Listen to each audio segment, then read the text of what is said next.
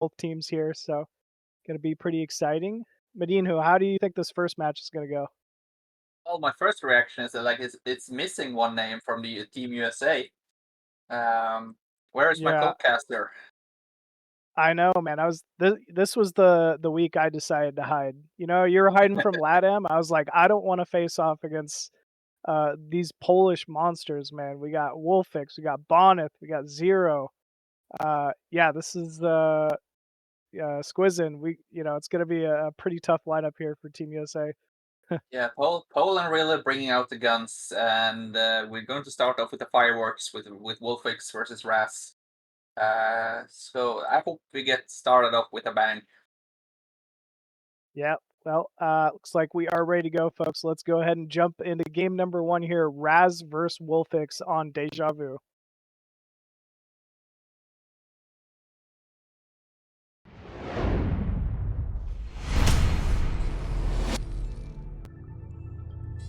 And spawning top right side of Deja Vu as the blue Terran, it is Mr. Wolfix. And in the bottom left corner, we have Yellow Raz playing as the Protoss. Yellow Raz, I love that. Or is it green? And I can't really decide. I guess it's green. Yeah, I thought you were saying he was yellow, like he's scared. That's an American term. When you're yellow, you're afraid of everybody. Well, Yeah. well, Raz, definitely one of the most hated StarCraft players of all time. I never like commentating this guy's games.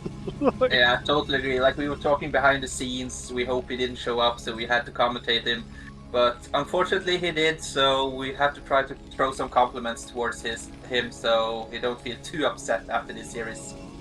Yeah, we'll try to make it seem like he's interesting, or does anything decent. It looks like he's just off to a standard 10 gate here. Well, there's no simulators here for Wolfix, so we'll see if we find a different way to isolate himself in his base. Yeah, exactly. He can't lock himself inside this time. I gotta say, I been watching these two play like quite a bit recently. They actually practice quite a bit together. So there's definitely gonna be some mind games here. They each kind of know each other's styles very well. I'll say this as a complete prediction. Wolfix has been like catching Raz off with this like FD push very often lately. Or it's like an SCV FD timing, and it seems to just be working. So I'm wondering if he'll pull it out here. Well, you might be right because he did do 11 gas, so which means this factory is going to be a lot faster than the standard 12 gas. So we might try to catch Raz by surprise. Yeah, he's been doing something along these lines, and it's been really working pretty well the majority of the time to Raz. So I wonder. Yeah, I just think it's going to be a factor here. We'll see. Because usually when you do a 12 gas, if you have done like the mineral boost, you should be starting your factory around the 230 mark. That's fast for a 12 gas, and maybe if you're slightly late, you have it even in the 240 mark. But Wolfix started at 220, 223. Whoa. Yeah, that is early. Okay, not really going to get inside. Nice marine block there from Wolfix. But Raz knows where he's at. Yeah, south on the way, and Wolfix still doesn't know where he is.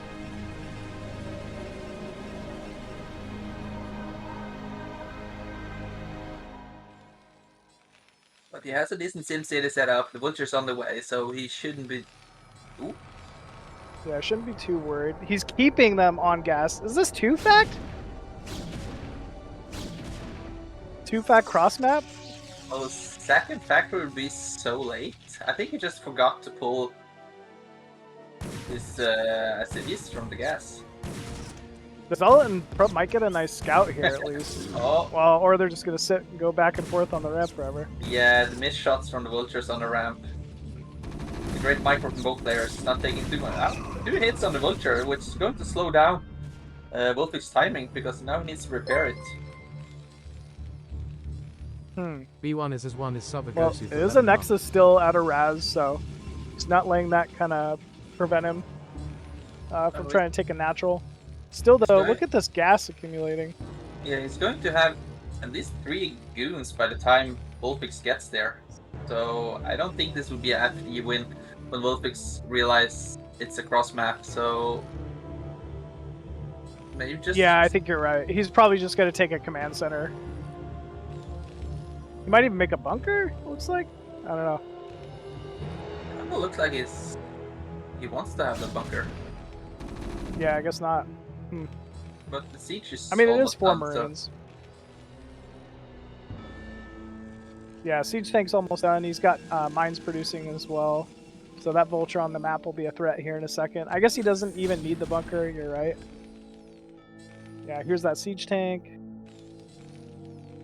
Need to avoid getting some damage on those Marines. And then we'll put the mines behind the retreating Dragoon, I guess. Yeah. Yeah, I guess that would be ideal. It's going the right way, Rast, but it's so close for the mines to finish. So I don't think he'll make it back home. He's gonna catch it. Yeah, there's no way that Dragoon makes it home. And now we have the FD, like you mentioned. Yeah. But there's 4 Dragoons and just 1 tank. And yeah, second Vulture's coming up right now. Good yeah, there's no way this Raz. works. Yeah, great SimCity for Raz. But Wolfix, though, just kind of applying the pressure. I like the thought, you know, moving out this early. He's got a nice eBay timing as well. Wonder how Raz is following up. I'm assuming Robo? Yep, Robo Observer, as he should. Cross map like this. He'll likely just get the first... Sorry, I was going to say that Raz doesn't strike me as the player that goes Reaver that much, but as I said so, the support play was on the way, so... He does, actually. He really does like his Reaver play. I would have expected it to be a little more delayed, like get the first Observer out, clear the third, take the third, then go Reaver, but no, he'll definitely get after it with Reaver pretty quickly. He has a tendency to overcommit with Shuttle Reaver, I think. He's just he'll dive into the main when there's a bunch of turrets and stuff. Yeah, I can picture it screaming for ire and then just runs in with the shuttle. Yeah, it's pretty much how it goes normally. He's starring in his own version of Braveheart, where he's playing William Wallace and just runs in with the shuttle. You could take my expansion, but you'll never take my freedom! Looks like he is taking a third base here. Well, let's see if Raz knows how to pile on wall and if Wolfix does the little ultra dance and just runs through it. Yeah, it's always got to be pretty disheartening when you think you're set up really well and your opponent just kind of A-moves into it anyway and it works out. End up splashing all your tanks. I really like the setup from Wolfix. It's really secured from any Reaver harassment, I think. Like the turret's on the edge of the base, so I don't think there's any room for the Reaver to unload and kill the turrets without hitting the mines. Is there a turret under there? Yep, looks like there is. Nice block. Pulling every trick from the book.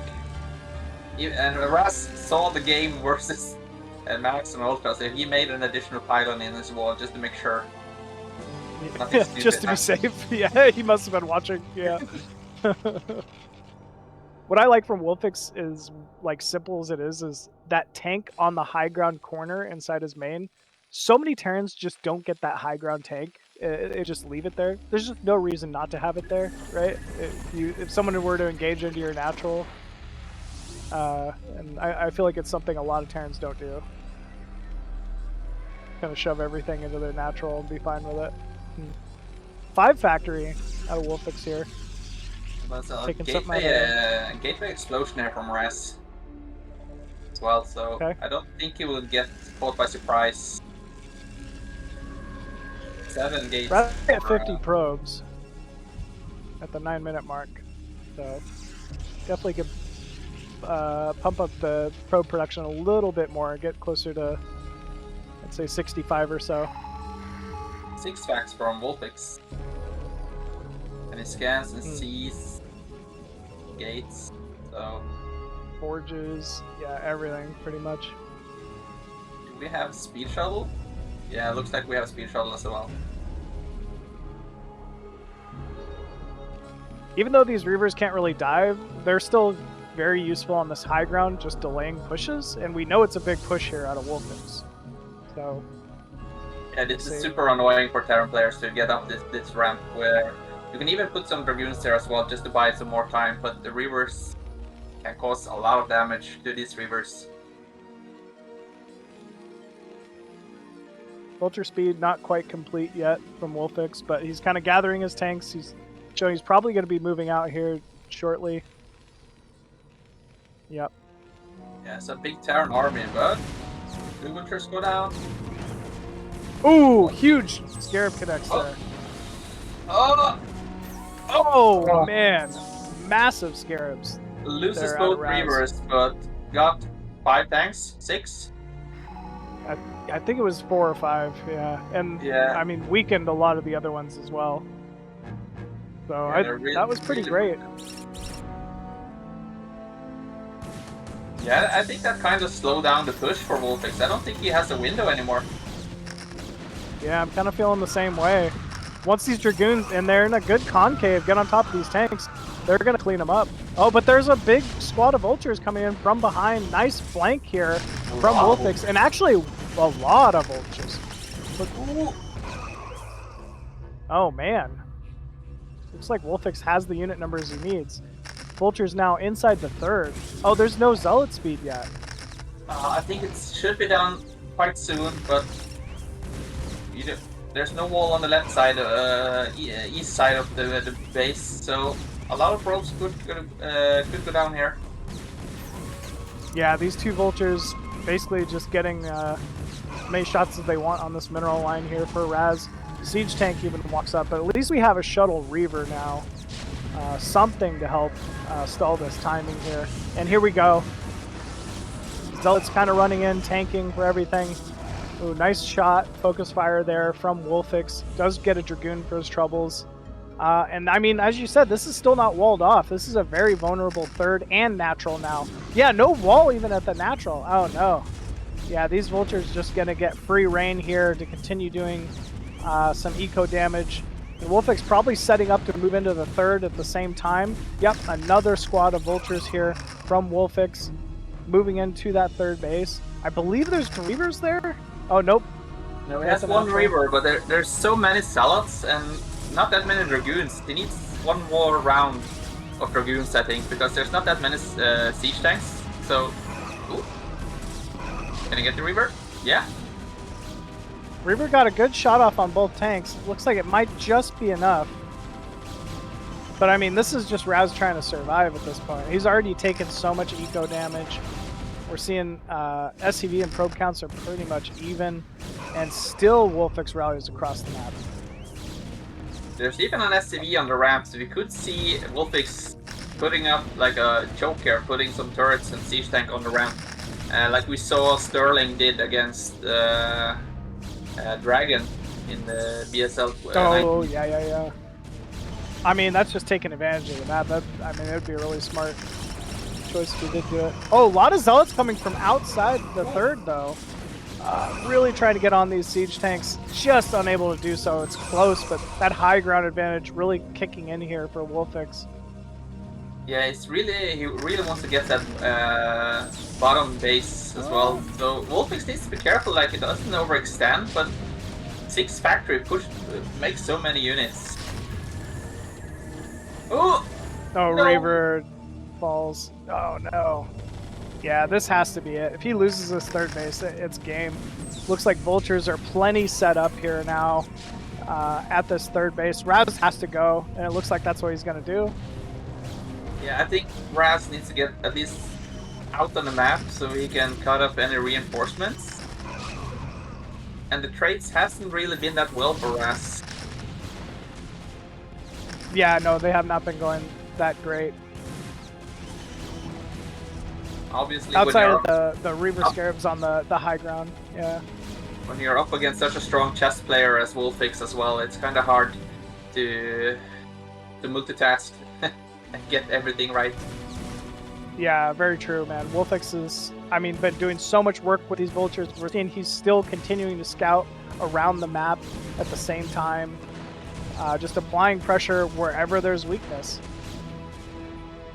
Like, it's such a strong build from Wolfix, but it's also semi all-in. Like, if Raz holds, it's kind of If hard. he held to the third or whatever. Yeah, kind of. It's just 2 tanks here, though. Yeah, the Zealots come in at a pretty good time here. Oh, that's a lot of takes up top, though. At least, you know, Raz has some Dragoons on top of those. Oh, big mine connects, though. And it looks like there's a lot of miss shots as well. They were missing. Yeah, that's going to be tough. Raz continues to chug on here. Gateway's in full swing, making more shuttles, more Reavers. Cannon at the new third base of Raz now as well. I think Raz just needs to like rally up more shuttles to keep them coming so he can sell the bomb on top of those siege tanks. But it might be a little too late right now. Yeah, we're kind of seeing the eco suffer here. It's only 41 probes to the 54 SCVs. Wolfix has fully transitioned to taking a third base as well, so it's not like he's really as all in as we were expecting at first. Oh man, you hate to see that. Reaver drops right on 2 mines. Yeah, good placements for Wolfix. Raz having a slight problem cleaning out all the mines, denying the 5th base. See, Wolfix Starport is in a significant lead in this fly. Even rallying up 5 tanks at once. Yeah, I saw that. I was like, man, that's a big investment. Just flexing right there. Just flexing. Probe gonna try to move out and retake another third base. There's a vulture there to greet it, though. Yeah, Raz has to realize, you know, he doesn't really have an out in this one. I don't think we have seen a mine not connect as well in this game. Yeah, there's been a lot of connecting mines for sure. And like we mentioned in the beginning, it's kind of hard to give Raz compliments. No, I'm just joking. Yeah, you're not wrong, man. No, he's probably pretty good, man. But I mean, Wolfix is just playing a little better. Just the stronger player at the moment today. Oh, nice scarab shot. We will send Raz participating diploma. It's not always about winning, but you have showing up. Yeah, showing up is half the battle. That's what they always say. He showed up. Just scouting around with this shuttle. I mean, he's got to realize, you know, that's a fully mining third base now from Wolfix. Wolfix just kind of scanning the army, realizes where it's at. I think he's just going to go for it here. I feel like maybe me and Wolfix have like the same problem. Like we can easily see that he's kind of way ahead at this moment. But for myself, it's so hard to know. Like, even though I do a massive damage, I'm like, nope, I need to wait a little bit longer. Yeah, you can never be too safe, right? It's like risk mitigation. Is it worth, if you have a lead, you know, how do you throw your lead a lot of the times? By overextending, you know, units somewhere or something like that. So it's always safer to just kind of sit back. But yeah, sometimes you just gotta kill him too. Yeah. Bam, there we go. Big siege going down here from Wolfix. Looks like he's at least gonna section this base off. I feel like Raz might just counter. I don't know. I don't really. There's just, what do you say, right? What can Raz even do here? Yeah, it's like just too much Terran at this point. We need some miracle scarabs, like snow scarabs with damage upgraders or something. Maybe one DT and just hope it never gets scanned. That'd be nice. Zero pointing out that it in fact would have been scanned. Yeah, it didn't have the energy. Yeah. I think he had one in his main or something, but yeah. Now Wolfix is being patient, he's taking his time. It's not the fastest push we've seen. Nope. But it's the probe he needs, or the push he needs. Probe drop on that tank. Kinda caught me off guard. 3 and 3 damage. Yeah, with that plus one plating. No. Storm is done. Wolfix just has a force rating for the counter. GG is called. And big win there from Wolfix to take a 1-0 lead here at the start of this series. Yeah, but that was really that was a really nice timing from Wolfix. Like, if anything, I thought things were going great for Raz when the first move out happened. Right, we saw a couple big Scarab connects on Wolfix's tanks, but yeah, Wolfix just kind of played it out and played a pretty solid game. Yeah, he cleaned it up so nicely as well because he damaged or killed a lot of siege tanks and bruised a lot of them. But somehow Wolfix just managed to push through, like no respect. He just kept moving and pumping up from his 6 factories. And I think if the vultures weren't allowed the run by opportunities, right? Like maybe that mitigates a lot of that eco damage and he can play out, and Raz could have played out of it a little better, but that was about it. It was still a pretty solid game from both players. But yeah, next up here, we're going to switch gears. It's going to be a different matchup. Zerg versus Protoss. Striker from USA versus Bonth from Poland. Bonth needs no introduction for sure, but Striker, I'd say Zerg versus Protoss NA. I don't know, man. It's like kind of a coin toss between I think Hawk and Striker at the moment, but still, like some of the best Zerg versus Protoss, specifically, I'd say, of any player in North America. So, and it's going to be on Polestar, so that should be exciting to see. Yep. With that, I think we are ready to go, folks. Let's jump into game number 2 of our series here: Striker versus Bonth on Polestar.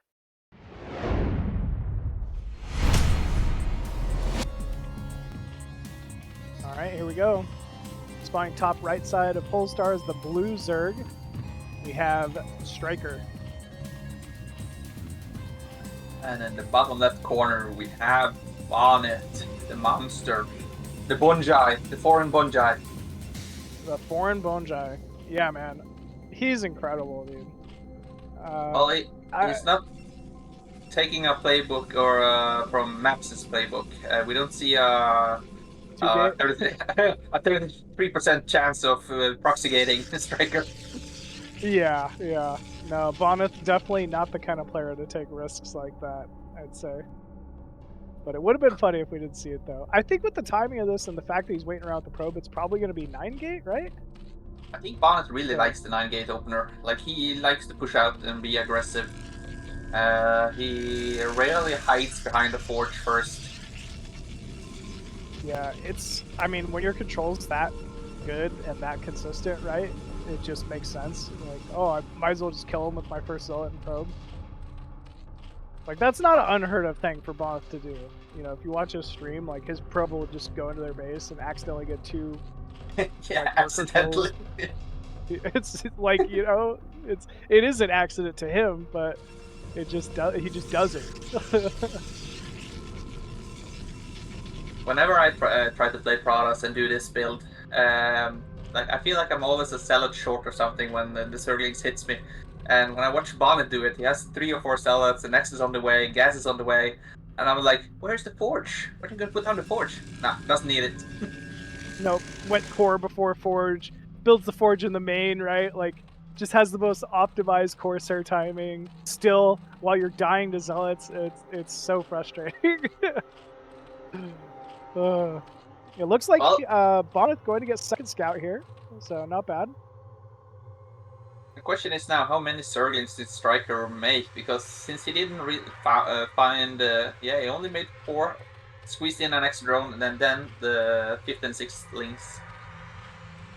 I think this is pretty common. I do this most games. I think most Zergs will do this. You got to squeeze that drone in there. Your eco just feels like pretty rough, especially if you're taking a third and your gas at the same time. But either way, 6 Zerglings at this point in the game, completely fine. It's cross map, and Bonth, you even see, has recognized it. He's just gonna back up. He's gonna hold his natural, make his gateways, probably put a, probably go Forge if he wants to play safe here. Well, he sees there's no additional Zerglings to those 6, so I don't think he will stress to get a Forge. Probably gonna get gas and then 4th Cella before the Forge, I think. Yeah, I guess they're right. We were just talking about it. Well, Striker is also one of those players that's really improved over the couple of years, and he doesn't Striker me as an all-in player. No, definitely not. Yeah, I completely agree with you, man. He's not the all-in kind of player. He's someone who's pretty confident in his play, and he should be, because he's very good. Like, he's really strong Zerg, obviously. Not afraid to even go, mid-late game with a player the caliber of Bonth. Yeah, you can see it. The Forge is being delayed, core is put in the wall, so if there will be a Hydra push, you shouldn't be worried about that +1 getting sniped. Bonth sees there's no additional Zerglings.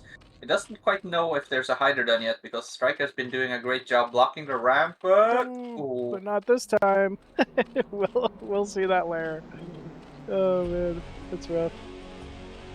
Yeah, normally you especially if you have like 6 leagues, you want to just leave 2 on your ramp once the probe leaves. It just never gets back up. But yeah, well, Stargate already underway here for Bonth. This is such a fast Stargate timing with that core in the wall. Yeah, Stargate before cannon.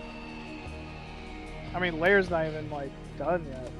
What do you do here as a start? Do you throw down Evolution Chamber or Hydra then and get a few Hydras? I cry. But no, I normally I make the Hydra Den and I just deal with it, and it's this ugly amalgamation of a build where you're spending gas you don't want to, delaying your mutas, and making 2 or 3 less drones that you want to because they have to be Hydras. It's not pretty, but I do it. Yeah. It is what it is. Yeah, it is what it is. You just gotta chalk it up as this is just a lot. It's a delay. Just prepare like you were lucky in chat and then just quit. Yeah. They need to know they got lucky. Gotta make sure they know. Still, no Hydra Den out of Striker here. He's just gonna keep plugging along. He'll probably lose at least an Overlord. Yeah, first Corsair is out already. He's trying to hide the Overlords as well, as good as he can, so... It looked like he was tracing the Corsair with a Ling there for a second to see the positioning.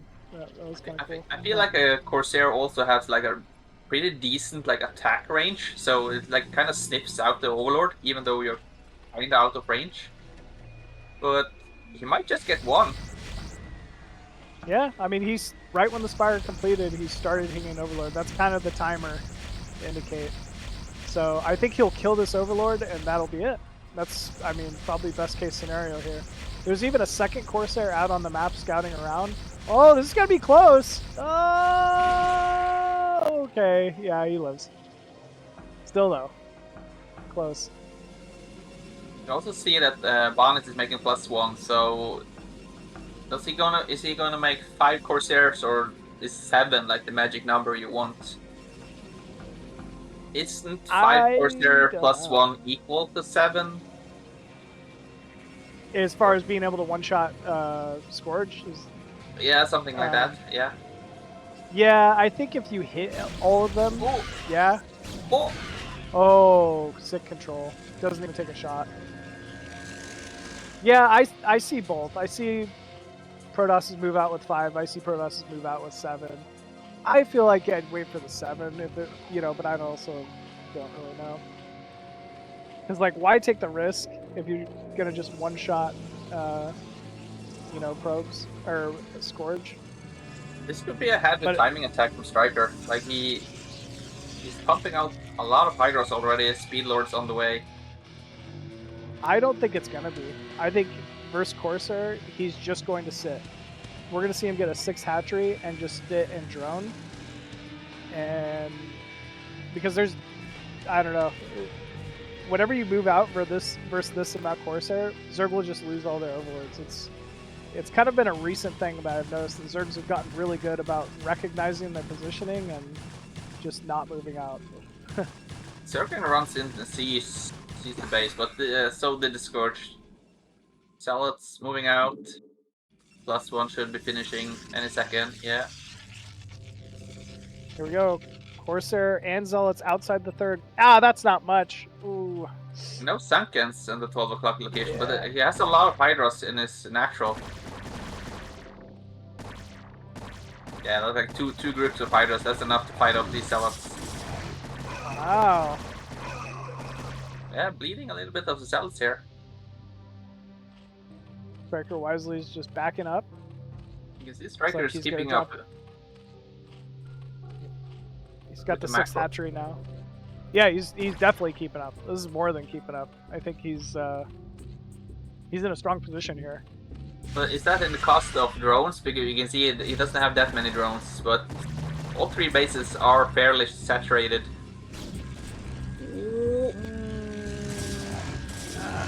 I think this move out with these Hydras was a little bit of a mistake, but he's not going to get punished too hard for it here. Really, the vulnerable spot is his natural here. If Bonth just jumped on these overlords, I mean, I guess that there is Hydra underneath them, but still. Oh, that's not Would be a big optimal supply block. for the gas on the 12 o'clock. They might even put Man, 2 Drexel drones. oh, on that, yeah, the gas at the third. Yeah, I think you have to. That's really rough, actually. It's gotta hurt. Maybe you can train the drones to if you re-put them on the gas, they might go on the upside of the evolution chamber. But such an awful timing. There are lurkers morphing and had to cancel them to save the overlords.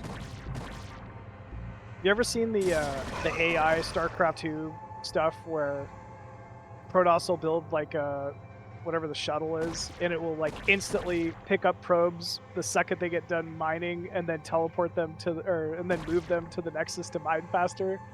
No. I was just thinking he could do something like that. Anyways, yeah, it's weird.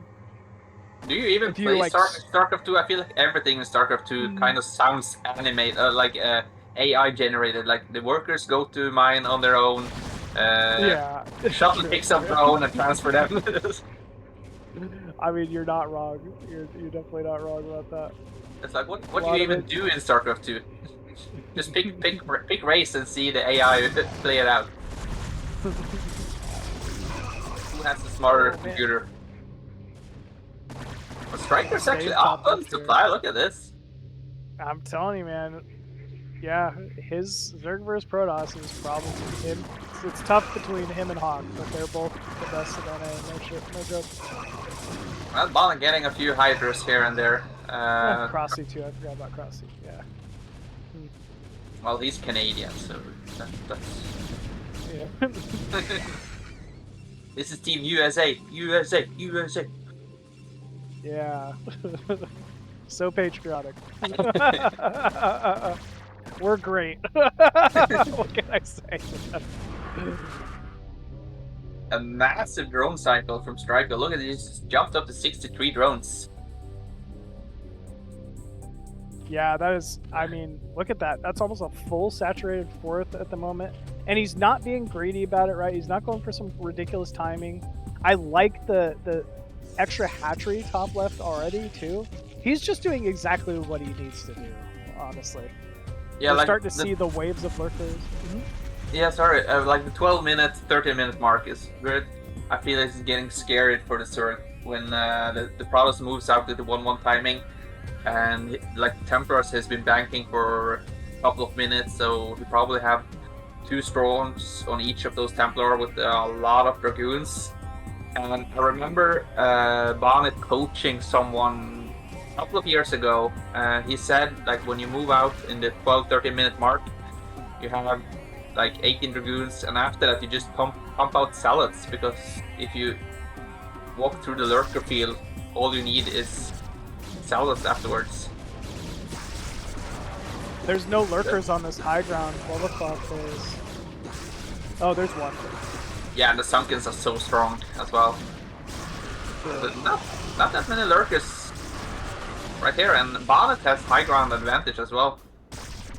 Yeah, he is morphing some. Looks like some units coming from top left now. Okay, 4 more lurkers gonna join the fray. This is the moment. Looks like Striker gonna end up moving in here. Beautiful storms. Beautiful storms all over those lurkers. Ah, man. Striker, though, going to try to show up with some reinforcements here. He's trying to flank, but there's so many units still from Bonth. He's kind of holding. Does Zerg have +2 range attack? That's kind of the big kicker for them. Yeah, he does, so... And Bonth kind of recognizing it, I guess. He's choosing to back up a little more. It kind of surprisingly, because we could see that it wasn't that much units left for Striker there, but maybe the Templars were out of energy, I don't know. And like we talked about last game, that you don't want to overextend your lead as well, like Bonth just playing it cautiously, being smart. You might catch some of these lurkers being morphed. That would hinder Striker. And here he goes. A lot of Zealots as well. Here we go. 3 more lurkers being added in here. Striker just kind of retreating. Big storm on those 3 lurkers. 7 oh, Templars. Man. Bonth's just relentless. How do you deal with this? Man. Lurker's getting mass value though. Good splash damage on the Dragoons. And if you kill the Dragoons, you just have Zealots army, so it looks like he's focusing down the Dragoons. Yeah, it's not many Dragoons left, to be fair. Only 4 left here. But it looks like Bonth says this is kind of the time he's starting to move in with more of these Zealots. Big storm coming up here. Oh. Looks like Striker's holding, and I think Hive is on the way, and Crackling might kick in as well. Yeah. That's wild. I'm just not used to anybody holding Bonth's timings. That's kind of crazy. Man, Striker playing very well to be keeping up with Bonth here. You guys in the chat, you don't see this, but I have Machine's camera, and he's taking notes right now. So. Yeah, I'm writing down in my notebook. All right, make lurkers. Underline it. Yeah. 2 lines under that one. Yeah, very important. Well, it looks like Bonth gonna put some pressure, but we see now Defiler, Darkstorm. I don't think there's any way Bonth's moving up here. Oh, it's such a narrow choke as well with the 2 eggs blocking the ramp, so you don't get many units up at once. We're gonna start seeing a little bit of a push out here from Striker. He's got his 5th base online. Once he gets Plague, Bonth's really going to kind of be on the back foot. We're hearing more and more consumes. Oh man, nice Zealot pickup there at Striker's 5th base, though, I gotta say. That was nice. They almost got 4 drones. It's kind of funny, CVP, in the beginning, you don't want to overmake Zerglings because they're not so good. But in the late game, they're the best unit. They're great. Yep, just make as many as you can, basically. Yeah, it's very true. Striker's just looking really comfortable. He's just sitting back. We're seeing more and more lurkers be produced. As you said, that composition is now completely changed to almost pure lurker Defiler lane. You know, upgrades have been great. He's 2-1 at the moment. Plague on the way. It's kind of, the ball's kind of in Bonth's court here. He's got to make something happen. Wow, tears down an Archon. How many Oh, bases here we do you go. want to be ahead of Protoss to feel comfortable as a Zerg? Is it like just one base, or do you want to be at least 2 bases more than Protoss? I'd say just one. Just one, as far as like mining is completely fine. If you're taking another base, even ahead of that, that's great too, right? Just getting the static up at it. Because ZVP, as we all kind of know, it's gonna eventually, once the game goes this late, turn into who splits the map. Like, who gets more of the map when it's split. Can he get the shuttle? Oh! Oh, the Scourge was so dumb. No, at least they killed it. It only took 8 scores to kill a shuttle. Yeah, because I guess when you have like one base more than the Protoss, usually the Zerg mines out slower than the Protoss. So the Protoss will end up like Bonus is on 4 base. 2 of them are mined out, so basically he's just on 2. But Striker is mining effectively for 5 bases. Yes. Yeah, he's mining effectively. We're just not seeing the plays, but I mean, he's got all the ingredients to start trading really well versus Bonth's army here. Yeah, we saw double robo for Bonnet, so a lot of Reavers could be produced. We need a plague. Ah, it's a good plague. Huge plague. Huge plague. He should do another one here. I mean, this is where you really just plague that army constantly. Striker's trying to take a 6 base as well behind this, and we see how he has a lot of drones still. Ooh. Bonnet not quite reached that magic number like you mentioned in the previous game. You want to be at like the 60 mark, 65 maybe.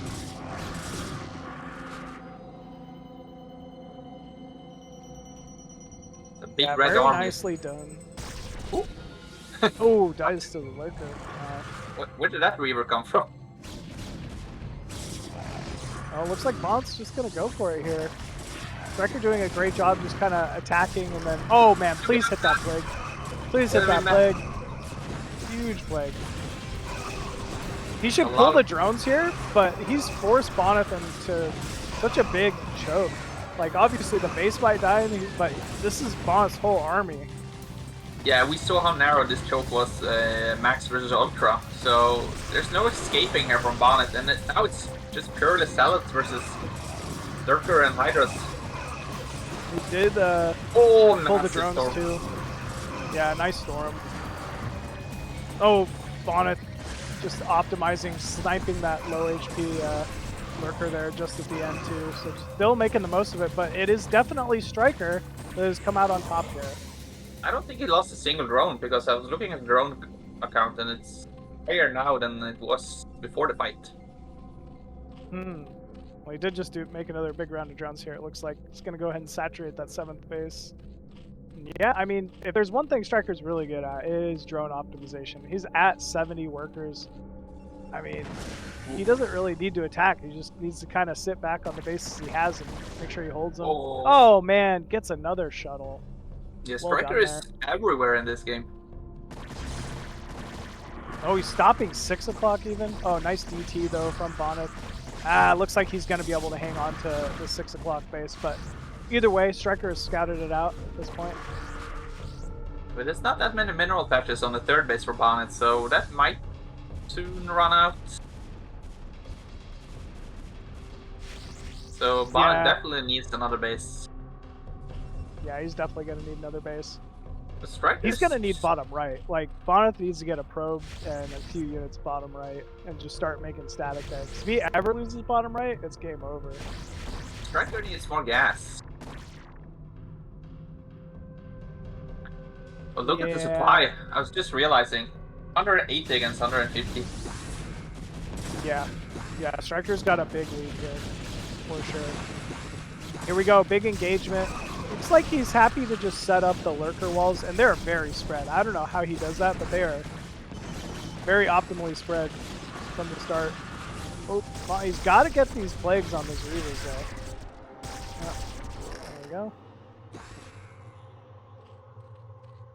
Is Bonnet set up for like a defense on his bases? Like, does he have Storm on, for instance, 9 o'clock? Yeah. I was wondering, like, if you want to counter with a few Zerglings and a Swarm, but Bonnet is ready for it. That's where I see a lot of Protoss get robos on their outer bases. Like having a robo just making Reaver mid left here. Yes, the shuttle. Yeah, those are vulnerable Reavers now in such a low HP shuttle. Look how fast the armor goes down on Protoss units.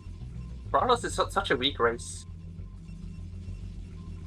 They need to buffer. They need to make Protoss stronger. They should make Protoss stronger. Come on, Blizzard, please. Save Protoss.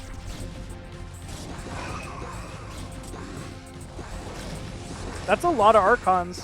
I'll say that much. I think this is Bonth starting to get kind of a big death ball together. I think a Dark Archon. Oh, look at this. At this point. Wow. So many lurkers moving in. Bonth did not see that. Oh, that's only... Okay, yeah. One observer goes down. He's got one more left. Oh, but man, those are massive storms. Yeah, Bonth's being patient. He just sits and waits. Is it gas at every base in this map? I believe so, yeah. Every single base on this map. Okay, Bonth holds for now. I mean, that was a lot of lurkers he got. But we're seeing more and more blue rallying across the map here. Yeah, I think kinda Striker wants to get this location on the map so he can pressure the 6 o'clock. Man, Bonth just makes it look so simple, those storms. Just kills 12 Hydras like it's nothing. Yeah. I mean, still though, this eco of Zerg is just running away, man. It's running across this game. Okay, good storm drop. This is what he needs. Oh, huge storm going down on that top left base with the Reaver as well. The shuttle just flew past 2 Scourges as well. Just sitting there. Yeah, that doesn't surprise me. Their score just... I don't know how many times I put Scourge in the right place, but that's just not enough. Like, Bonth finding damage where damage can be found and kind of crawling back into the game where Striker was looking super strong. And now supplies are in favor of Bonth. Wild how that always happens. I mean, don't get me wrong. Like Bonth's he's got a ways to go to come back in this one for sure. I think, but he's doing what he's got to do. Striker doesn't really have that big of a bank as well because now we have to remake his drones.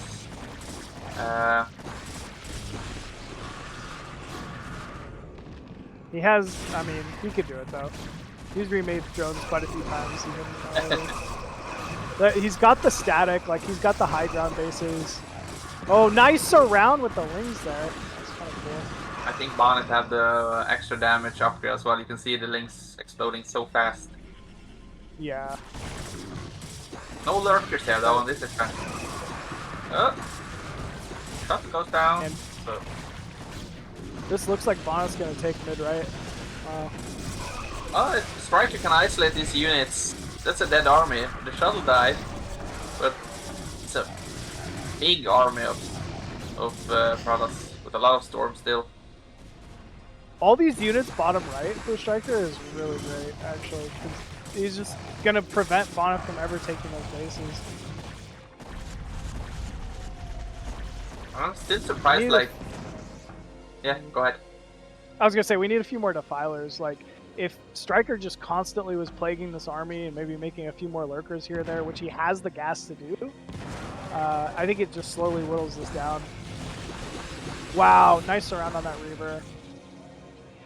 Yeah, I'm trying to look at like the third base of Bonth, and I'm so surprised it hasn't dried out yet. It's been up for, I don't know, 15 minutes or something. No. Yeah, it's getting there though. Bonth also has a big bank and maxed army right now, so he can rebuild his army so fast. Striker's constantly in the 200-300 mineral mark, so he's definitely spending his money, or he's just not making them. I think bottom right's a big investment that just hasn't paid off yet for him. Probably part of this.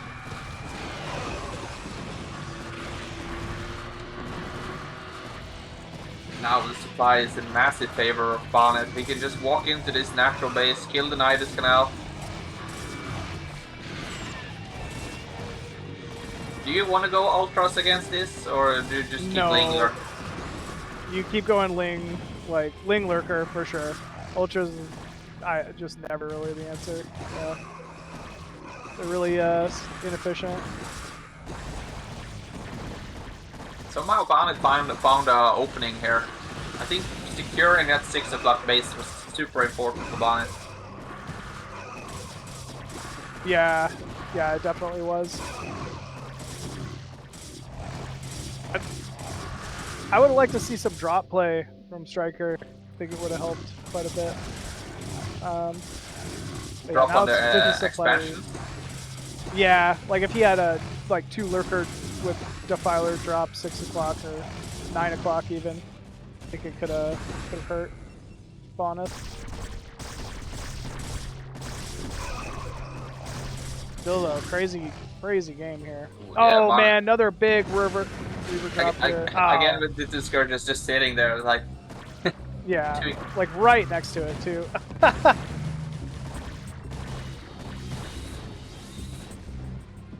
Well, it did get cleaned up. And if you look at the bases they're actually mining here, it's still quite a few for Striker. Like he's not in trouble of running out of minerals at any point. It's just that his drone count has been severely hindered. Yeah, he had 70 drones a few moments ago. But like you mentioned, like Bonnet finally starting to dry out, but he has a huge tank as well, and... Oh, man. Well, this is a dead base. Yeah, I don't think we have an Irish Canal there as well, so... Not yet. He was trying. Just have the right unit composition to deal with Striker's army. Oh, looks like Striker actually just gonna try to contain this now. He's realized it's gone past the point of what he can do. Ooh, big scarab. Man, Bonth's just making it look simple.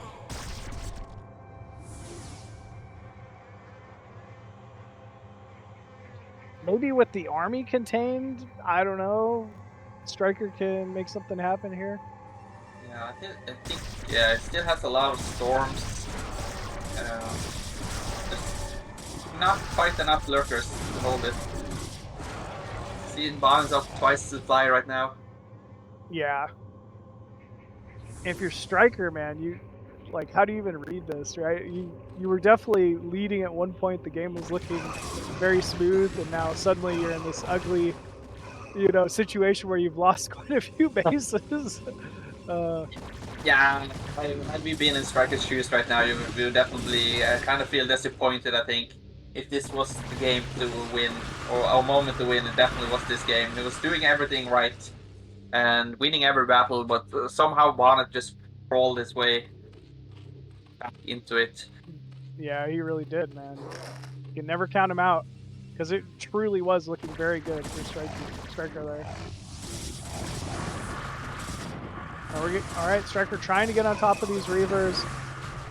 We've got a Defiler output. Nice Plague, at least there. And Striker also flanking with some units. There is a decent amount of lurkers here. They don't get focused, and yeah, quite a few of those Zealots just dropped. But here comes 5 more Templar. Yeah, now locked already. Insane. Big storms onto the mineral line as well here from Bonth. Doing a great job picking up the Reaver. Top left is also where Striker has most of his drones. Yeah, that definitely did some significant damage here. Striker holds. Striker's economy, but he holds. And Bonnet is technically just on one base. Is bottom right vulnerable? Just one Reaver. Oh my! That's surround. He picked it up? Crazy, he picked that up. Hang it. Yeah, of course. Yeah, just perfect control, right? Perfect Oh, look no! at it. No. Oh, the 9-kill DT. Yeah. Striker is You hate to falling see apart. it. Oh, and 6 o'clock was quite vulnerable as well. Like you said, if there had been a lurker drop with the swarm there. It But might have been enough. Yeah. no There's just so much income. pressure, right? Yeah. No income right now Oh, for man. Striker. He just needs to find every drone he has on the map. Some gas might be depleted, and they need to mine minerals. But there's so much Yeah, on it right now. it's definitely something you got to do. Like those 3 drones in the main, the drones over here, especially when you're banking 3K gas, you just got to optimize minerals. Okay. Here we go. Bonth moving in once again. Huge storm on the 2 lurkers. I think this might be it. Yeah, I think this is the final push now for Bonnet. Incredible game for both players. Yeah, exactly. Incredible game for both players, man. Striker Might making be it. kind. Yeah, sorry. I was just saying, Striker's made a hell of a competitive game against one of the best. Yeah, definitely. All right. And he was in the driver's seat for quite some time. Yeah, he really was. And I mean, it's hard to even take Bonth to a late game position like that. But yeah, with that, Bonth picking up another big win there for Poland. We could also see that Striker was really putting Bonnet to the test. I saw he had 245 APM, so Bonnet was really trying. Yeah, he hardly ever breaks like 220, Yeah. normally, but Striker really just kind of making him work for it there. I think But that yeah, might be the type of game we will see on Polestar. There's so many expansions and so much gas. So I think maybe in the future we see big macro games on that map. yeah, it seems like a great map for just making, mass lurkers, right, with all that extra gas and being able to secure the 4th, the 5th, and then getting into Defilerling from there. So well done. But yeah, now we get to see another Zerg versus Protoss between these two. Another American Zerg, Hawk, who I was just talking about. His Zerg versus Protoss also extremely strong. I think he's of the same mindset as Striker, right? Like Hawk has a lot of builds, Striker has a lot of builds. They have a lot of potential, but Hawk definitely the kind of player who is not afraid to take it, to a later game and mitigate risk. And Squizen the same, another strong Polish Protoss. Definitely hit Squizen on ladder and then seen him compete in many tournaments and always has a really strong showing. So this should be exciting. Yeah, that's it's going to be on Death Volley too. Yeah. I'm just gonna take a phone real quick. Okay. No worries. Hello, yeah. And spawning bottom right side of Death Valley as the red Protoss from Poland. It's IRK's Squizen. And from Team USA here, spawning as the blue Zerg, none other than Hawk. Ja, visst så brukar han till sådana, så ring mig en gång till. Hawk is Zerg I have known for many years. Definitely someone who is a student of the game, which so many Zergs are. I'm really excited to see how he's going to choose to play this map because this is such a unique map. I think this is the most unique map of the new ASL map pool. Anytime you have like a second entrance leading into your main with the eggs, as well as the silly. Well, I say silly, but the assimilators. Oh, they're minerals. Oh, maybe they have to be scouted. Okay. Yeah, so this should be pretty cool. Looks like we see Squizen taking the more common natural, I'd say, and choosing to go gate expand. I guess you can wall that. Oh, weird. I didn't really know about Is that a this. common scouting pattern? I've not seen this, so yeah, I don't know. Is there a base up here? No. I think there was a base in the top north of the map, but it looks like the expansion were quite heavily on the left side, but what? What? Can This you is walk? crazy. Can you walk that way straight to third base? I Can you walk guess. it? Is there a ramp? Oh, Okay. I guess there's a ramp outside the natural. Shoot. What? This is okay. Something else I got to look out for on the ladder now. I guess like. Finally figure out the map and then nope. Nope, you don't know it. That's so Sorry. sneaky. Actually, Zero or Medino, did they change the map to have minerals and not eggs? I'm a little confused by that. It's a new version? Okay, so no more eggs, I guess. I kind of like good the to know. eggs.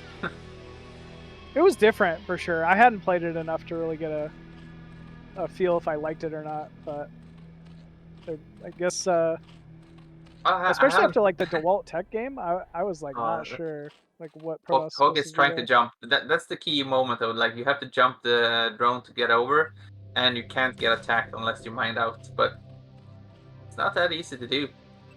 No, Let's see. I mean, you never see someone do it with Zerglings like that. Usually, Is if he you going just to try send to two wall?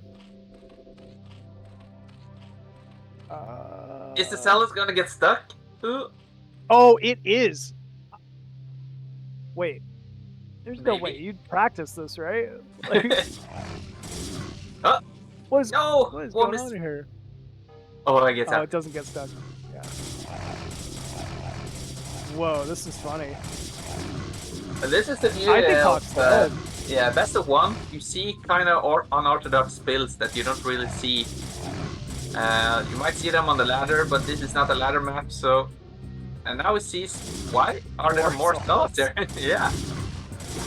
Oh, he needs to protect that probe though. That's kind of. He's pulling all drones. That probe is kind of the most valuable unit. Oh, not good target. Drone surround. Yeah, he targets the hatchery. He needs to get the drones. Gets the drones. Yeah, he does get the drones. Hawk realizing this is got to be some kind of an all-in here from Squizen. Doing a great job with the drones he has. It's just not enough. There's too many zealots. Such a crazy build from Squizen, and it's so surprising as well, and really caught Hawk off guard.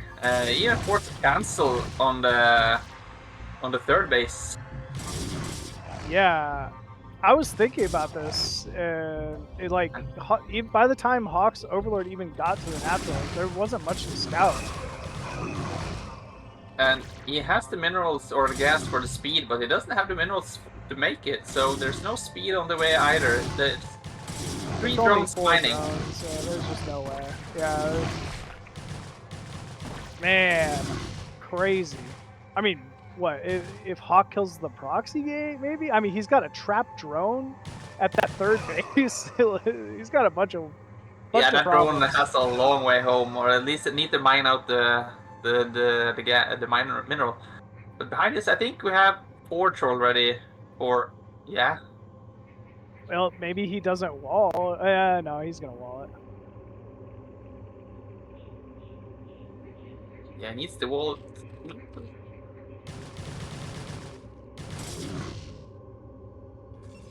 Yeah, Squizen definitely have been working on this strategy. Gonna get a drone. Gets a drone. Yeah.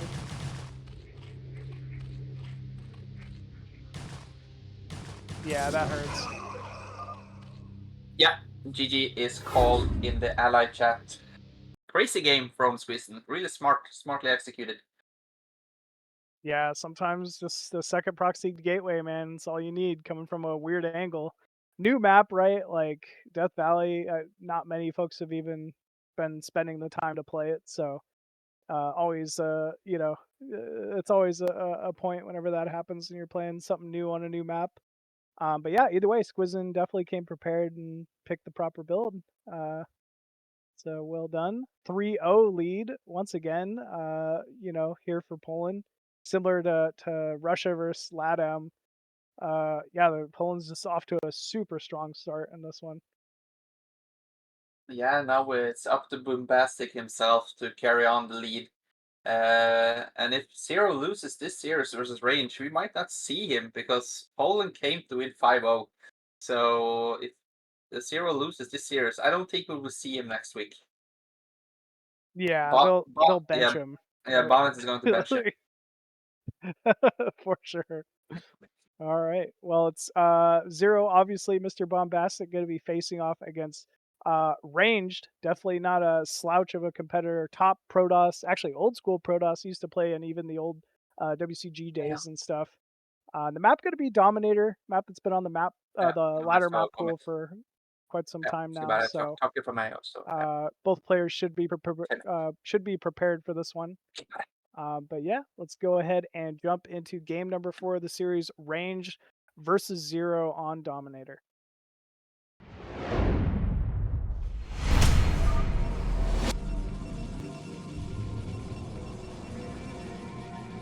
Alrighty, spawning top left side of Dominator as the blue Protoss hailing from USA. It is Ranged.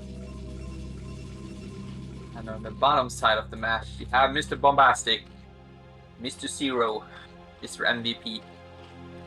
And with that Mr. introduction, MVP. I have to leave you guys because both my kids are up and my girlfriend only has 2 hands. So I need to go and help up with the kids. So thanks for having me, Yeah, go Zero. save your Thanks for having. girlfriend. So, sorry guys. Thank you. Alright, see you, Medino. Alright. So we have Range opening up with a pretty standard pylon at the natural here of Dominator. Dominator, really a map. Anytime you have like a high ground natural like this, pressure is king, and it's very easy for a Protoss, to lose a game by, just 5-6 run by lanes on a map like this. If you ever did lose your natural, it's pretty much game over. You're never getting up your ramp again. So I'm sure he'll be kind of factoring that into the play. Looks like a standard forge opener here from Ranged. I know he really favors this. He's not really the Raz or Bonth style of Protoss that likes that heavy gateway pressure control early on. And from Zerg here, Zero going for a gas inside the main. That was quite an early Vespian Geyser, likely for something like I think Speedling here early on. Alright, good drone harass, preventing the probe from really able to block that natural. And there we go, extractor completed, 4-0 here, natural hatchery up. Let's see what's going to be from here. Possibly 4 lings, start off with, 6 lings. I assume Zero's or Range just doing standard stuff, probably getting a cannon at the natural here. Seeing that early gas, I wouldn't be surprised to see a second cannon from Ranged here.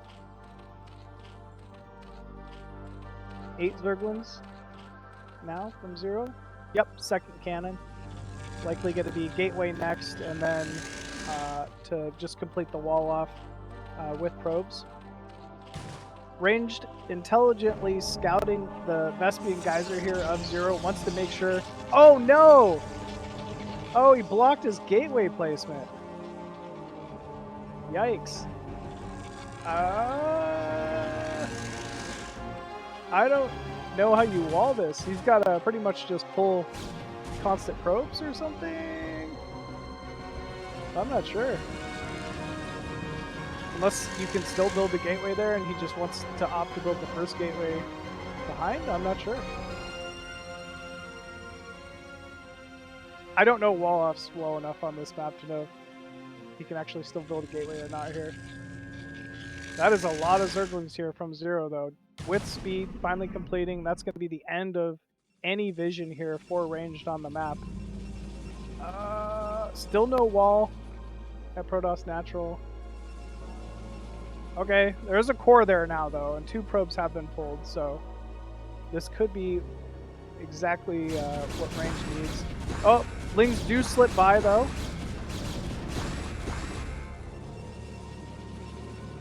Four Zerglings, 4 Speedlings here from Zero getting inside the main. jumping on their first probe. One Zealot from range rallied to the center, the main here. And there we go. Zero's Zerglings getting to work on the Vespian Geyser and the mineral line here. Third probe down. Range gonna have to optimize his mining here. One cannon building inside the main. Oh, it gets another one. This is just straight painful for ranged here. We take a look at the worker count. You know, despite the early gas of 0, worker count at 17 to 20 here in favor of range, just barely though. But normally Zerg would not be quite so close in worker at this point. Sees the Stargate as well, so the Zergling does recognize that. Oh, but range getting a nice scout of his own here, sees the Hydra Den from 0, so he will at least know to expect Hydralith and not early Spire play. Third base completed as well for 0 here. 2 Zealots at the wall off here for ranged. 4th hatchery for 0.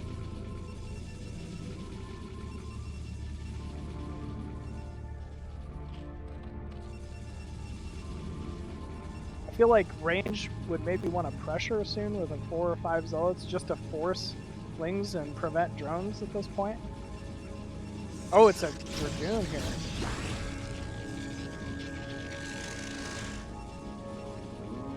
The Dragoon's odd. Maybe it's to kill that Overlord out front, but it's still an odd play, I'd say. And it is drones out of 0, so not committing to some kind of a early Hydra timing, just kind of showing the capability of it. And first Dragoon is out. Some Zerglings in production now from 0.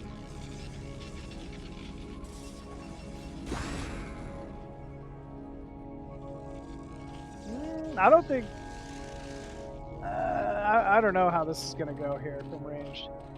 I wonder if ranged even knows that mid-left is the third base. There we go. I like this. I like the fake move out, pressure, force units, backup of range. I think this is exactly what you need to do in this position. But he doesn't know. 0's already droned. I mean, great saturation at the natural, great saturation at the third. He's got vision over ranged natural, so he knows it's not some kind of a bullet timing all in. He's in fact getting a second Vespian Geyser and probably transitioning to more standard play. The Dragoon's got to throw him off a little bit. You don't see Dragoons that early that often, unless you're playing against like Cork.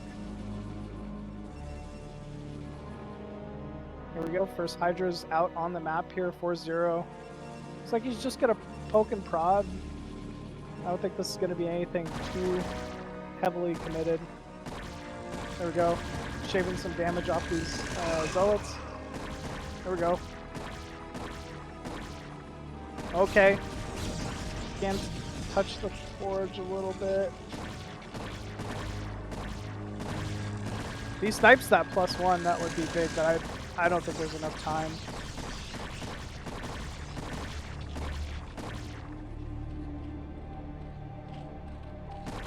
Scouting Zealot moving to the third base. Does in fact finish that +1. He's going to see a lot of drones. He's not going to be too happy about it. +1 does complete just there.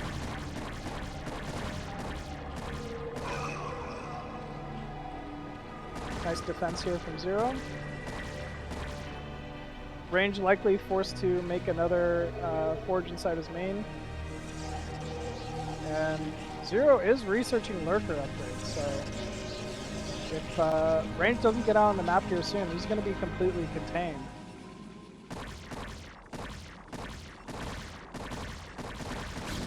There are Templars though that have been produced here for ranged. Should have Storm completing somewhat soon, and we see 0 has moved back to produce the first lurkers. There's no robo, there's nothing. There's just no way here for range to kind of get out on the map once these lurkers complete. Third gas already up as well here for 0. It's just going to be a big contain and rally all hatcheries and just go Lurker Hydra contained. But here we go. This is the moment Range has been looking for. Does choose to move out. He will be greeted with that first Lurker burrow. And at least he's got a handful of Zealots out on the map. That's annoying. You know, Zero won't just be able to kind of blindly hold all of his units outside ranged natural, which is what, you know, Zerg wants to do in a scenario like this. Ooh, even getting a pretty quick Spire. I like it. Just to defend drop play. Also to, I guess, yeah, mostly to defend drop play. Could score observers as well. Pretty annoying.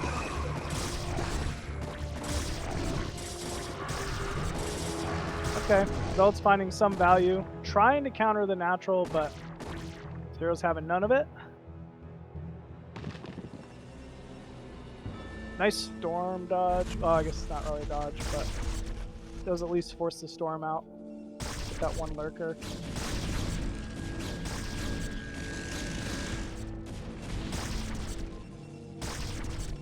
Range has that +1 armor underway. But this is the moment that Zero's really starting to focus units outside Range's natural. So this is, I mean, this is just tough for Range here. Ooh, big storm. Nice High Templar pick off there from Zero. Oh, he's got to snipe it before range attack. That's huge. That's huge. These Dragoons now are not going to find any value until range attack's completed. So that's a big yikes here for range.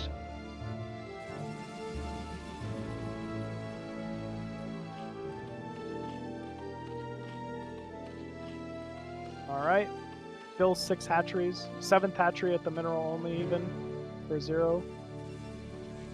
There's no observers yet. I feel like if there's just like 3 lurkers outside the natural, there's just nothing range could even do to move out, especially with no Dragoon range.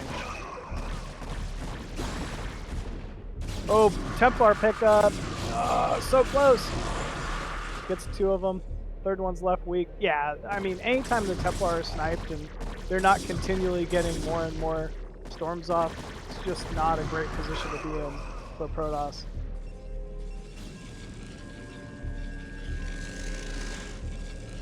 At least Range has been able to move out and take his high ground outside his natural, but he is not close to a 3rd base yet. He's, I mean, yeah, he's just not in a good spot at the moment.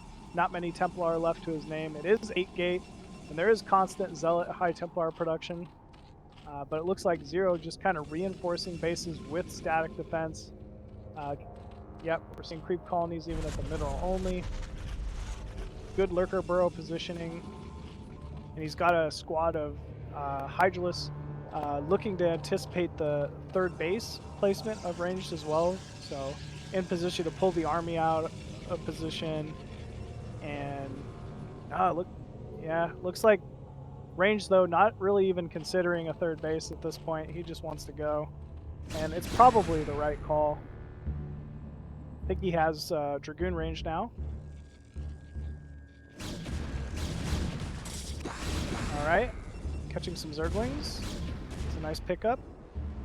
Zero just looking for mineral only base to be taken, but it's not positioned. Oh, gets a Templar. Very nice. And yeah, there's just no storm with this army. It's all Dragoon, all Zealot, 1 High Templar. Against high ground Hydra Lurk. I don't think he can push up. Even the static having some pretty good effects on these Dragoons here. Not like Range is all in though. He is looking to secure 4th base finally, or 3rd base. Oh, but Zero all over it. He's gonna go ahead and counter, stops that Nexus from building. And yeah, I mean, he's just dodging around with units as he should. Just delaying the inevitable timing here of Range. At some point when you still just don't have a base and it's, 14, 15 minutes, you gotta just go do something. And I think that's probably where we're at here pretty soon. Lurkers just in time at that high ground near the mineral only. And yep, here we go. Big block of red incoming here from Zero. Unit's kind of getting stuck in the mineral line. I think that's just kind of a issue with this map. And wow, so many Dragoons on that high ground. It's a lot of Zealots, but still, look at behind these hatcheries, there's just so many more hides alert. Eventually, these units of range are just going to continue to get whittled down here. Still though, range doing the most he can with what he's got. Oh no, there's another Templar here. He might be able to snipe these hatcheries. This is kind of crazy. Despite the lead, range still able to do some good damage here. And here we go. Zero decided this is the time, starts moving in. We're seeing more and more Zerglings start to join in to the composition as well. Even with the high ground advantage, these Hydras of Zero starting to do some serious work. And yeah, that's it. Range just going to be forced to retreat here. Has a supply advantage, but actually he's going to end up losing more and more of these Templar on the way home. And range now only securing a mineral only. You know, Protoss tends to need more and more observers, more and more high Templar, Archon, the later the game goes against Zerg. So he's kind of in a position where he needs to double expand now. He needs to either take that base to the right of his natural, or the previous one to the left of the mineral only, below the main that he tried to take before. Zero, though, already ahead, taking a 6th base now at 6 o'clock, going to secure his 4th gas. And probably with this 4th gas, we'll start seeing Hive Tech here soon. 3 Evo. Or we already have Hive. Yep, there we go. Evo chamber. And it will likely just start becoming that more standard late game Zergling heavy composition with Lurker Defiler. Here we go. Small group of Zealot Dragoon here from ranged. Gonna get pulled out of position by these Lurkers. Very nice.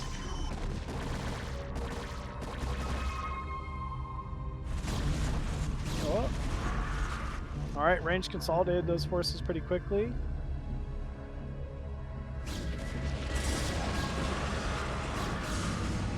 Good storm. It looks like at least range has secured this. Well, I say that. Here comes another block of Hydras that could potentially counter.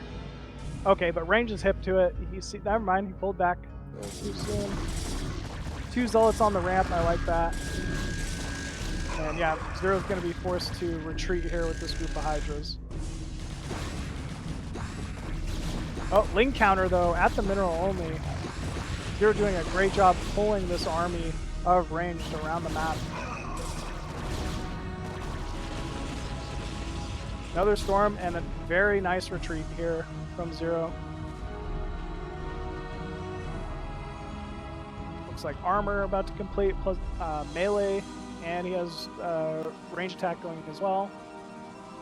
Protoss 3 armor, 1 attack. Has the 4th base now, 3rd gas about to be on the line.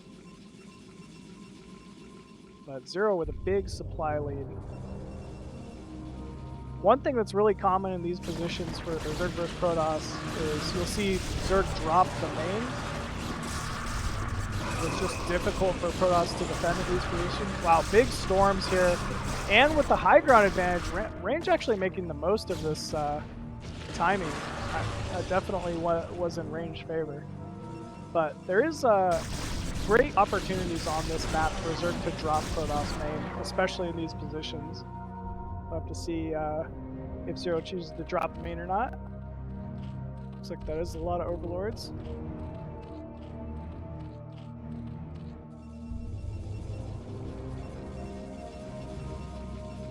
And Ultra Cavern with +1 Carapace for Ultras.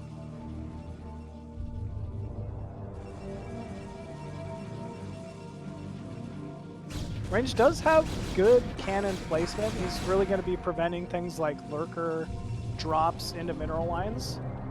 And I mean, that is quite a few Dragoons. With no Dark Swarm, these Dragoons are still effective. So that's one thing. If he can take fights on the high grounds with heavy Dragoon composition, it can go in his favor. Oh, nice Zealot placement there. Does end up catching drone.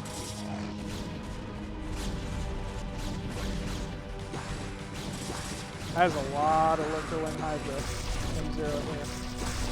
And here we go, engaging from the low ground is ranged.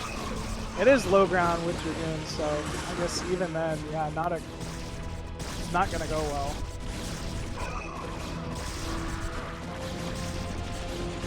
Zero's just ahead in eco. We're seeing a 64 worker to 47 probe count of ranged.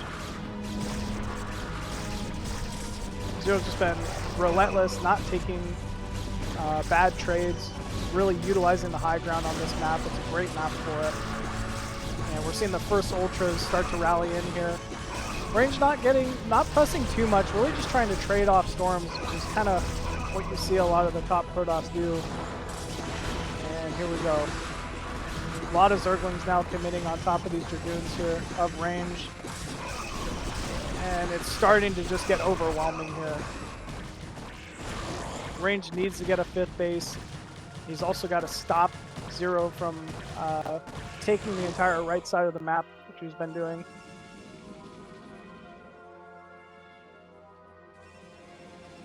Yeah, this small flock of like Hydra Lurker mid top right has really just been kind of annoying for positioning here for range. You can't really feel free to move his army to the top right side of the map. It's also the closest to his next expansion positioning. Ooh, nice link counter here from Zero, just making range be on top of it. He's got to be on top of his unit movement. And that was not a cancel, so that's a dead Nexus.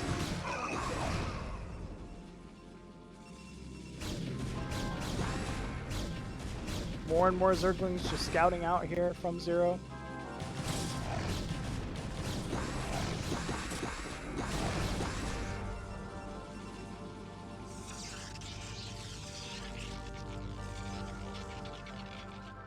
Ooh, that's a lot of Lurkers.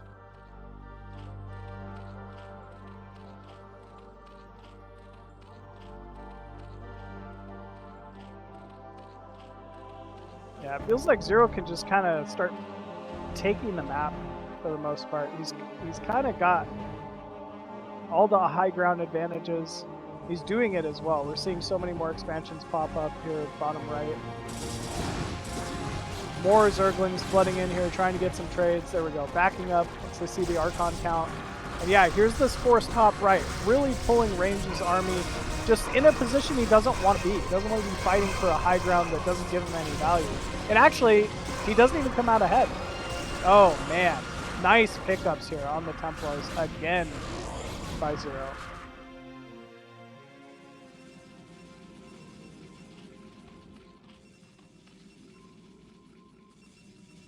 In the 197 supply count to 139 of range. So big advantage here for Zero. And here we go, another giant Lurker squad moving out here, just taking more and more of the map, cutting it. Oh, big DTs here though, wow. That's a nice pickup here for range. Just recognizing no Overlord the top right side of the map, and gets a great trade there.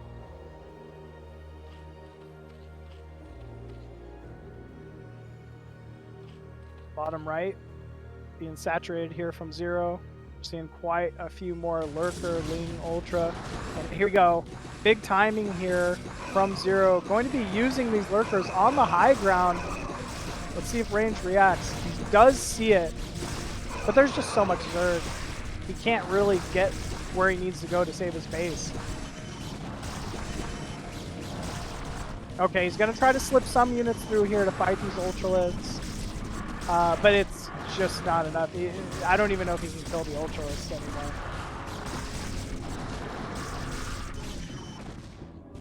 That is so many Dark Templar. That's really crazy. If you had 2 Port Sarah, I could see it. Especially versus Ultralists, but he doesn't have that. Ah. That's so many DTs. That's really silly.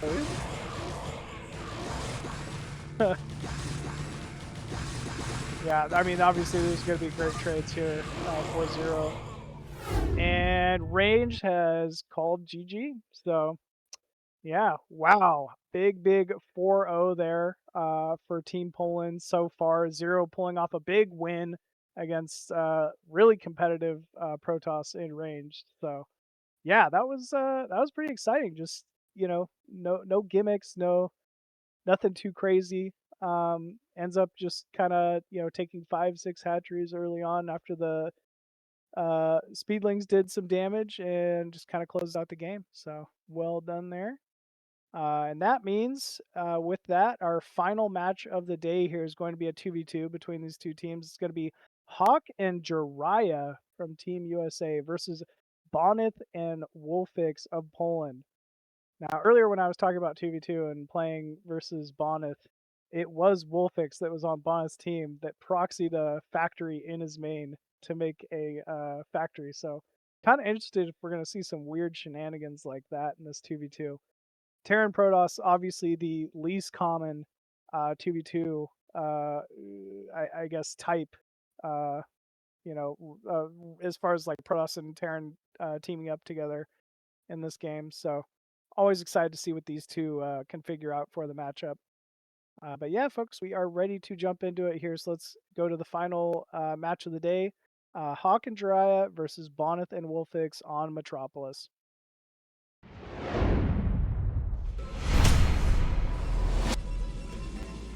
All right. And spawning top left side of the map from Team Poland, it's the big bad Bonth. And his teammate, the olive green Terran, spawning top right, it's Wolfix. And spawning bottom right side for Team USA here, it's Jirah.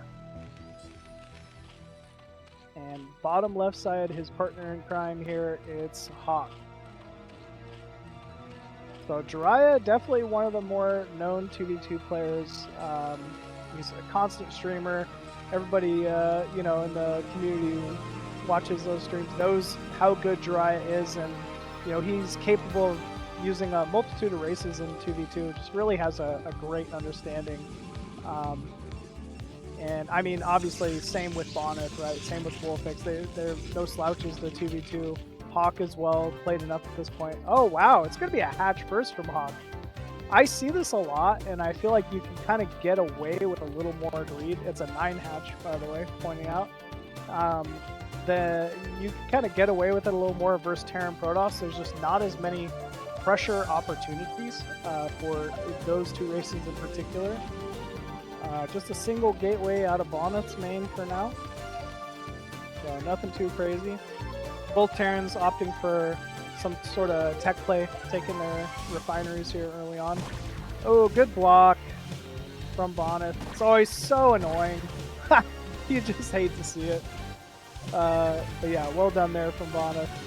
Even preventing the placement of that pool to boost that top mineral, so a little bit of a mental victory there, I'd say.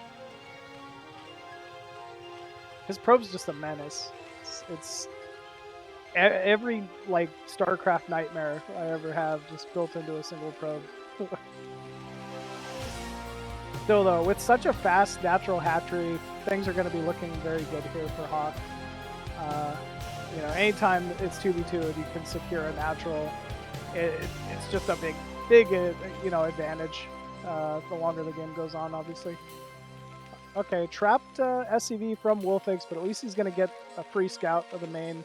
We'll get to see, you know, a little more of what Jirah is up to here. Well, I guess we didn't get to see that much, but looks like Hawk just making a couple Zerglings and then opting to build drones. Oh wow, I didn't even see the Zealot walk across the map, but that is a fast Zealot here from Bonth, and this is that pool block coming into play here. Hawk forced to pull drones immediately, but actually, you know, he didn't get greedy with it. Bonth now just going to take the free damage by pulling the probe and Zealot behind the mineral line.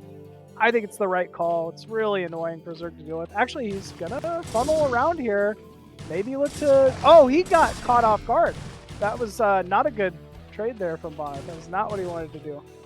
So well done from Hawk to be in the right position at the right time. And yeah, he should be able to trade out this Zealot here without too big of an issue.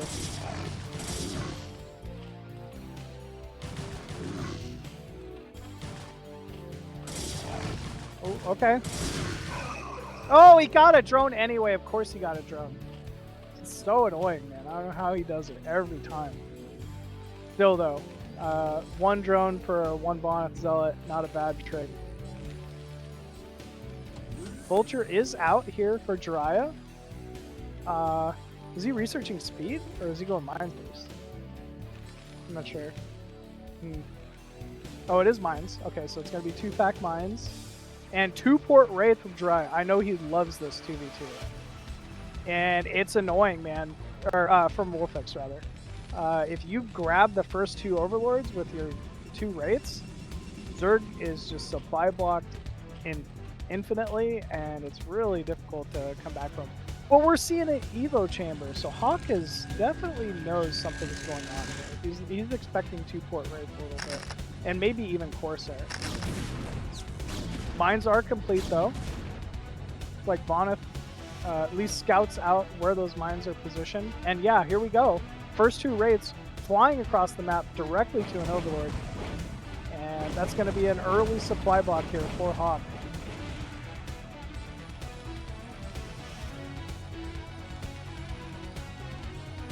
Looks like Control Tower being added here from Wolfix. Likely going to go into... I would have... Maybe it's either Cloak? Yeah, it's got to be Cloak. No Spore. No Burrow. It's just going to be pure damage. And you can tell by the positioning on that Spore, he was expecting more Corsair. But, oh, his buddy Jirah actually sending him a couple Goliaths to help hold the mineral lens. So it's going to work out, actually. Super fast Robo from Bonth here. Likely going to be Reaver, I assume. Now it's kind of a rush to get Hawk into Spire play. He's going to need Spire to counter these Reavers here of Bonth. Might even go a set of Scourge or a pair of Scourge as well. We'll have to see.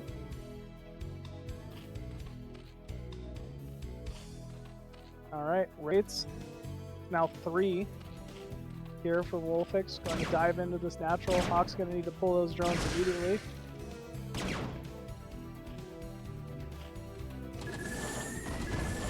Okay, big pickup there from the Goliaths. That's definitely a worthwhile trade now.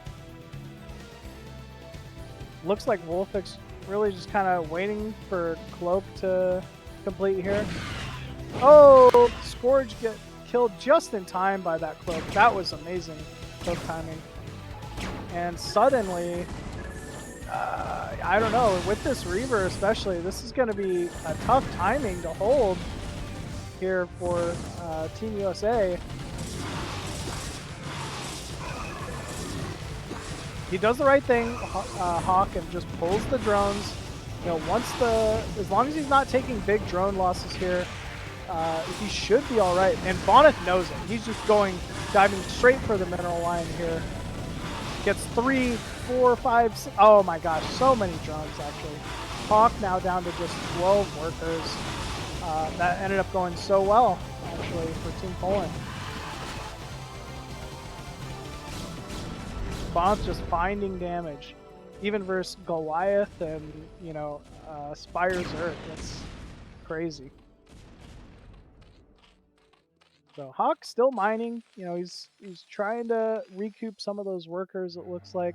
But yeah, that natural hatchery not really able to give him the eco advantage he maybe would have wanted at this point in the game. Does have Overlord speed, which is now a counter to the Wraiths, right? Wolfix has dedicated so much resources to basically a supply that's, or a unit that's just gonna run out of value the longer the game goes. Okay, 2 siege tanks here from Jirah. He just knows his buddy Hawk's gonna continue to get attacked here. Oh, siege not done though. That's a problem. And here come the Muta. Oh man, he retreats up and back with the tanks, but there's just nowhere to go. Great control from Bonth, just great control.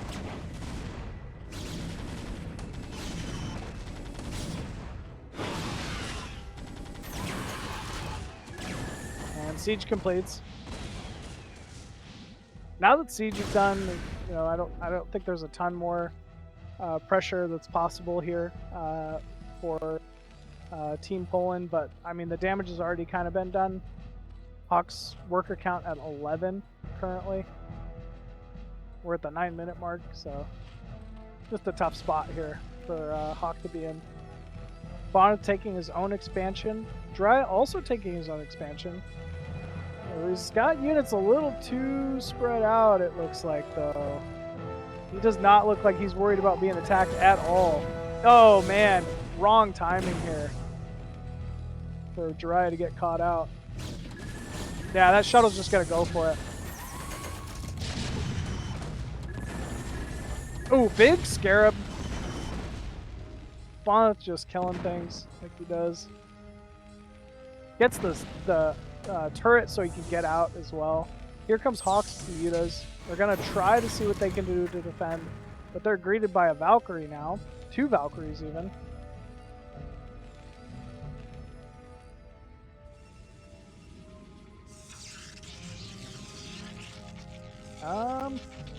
Looks like they're just going to go back to Hawk's base. Hawk's starting to build a little bit more static defense, help defend versus Dismayed Dragoons.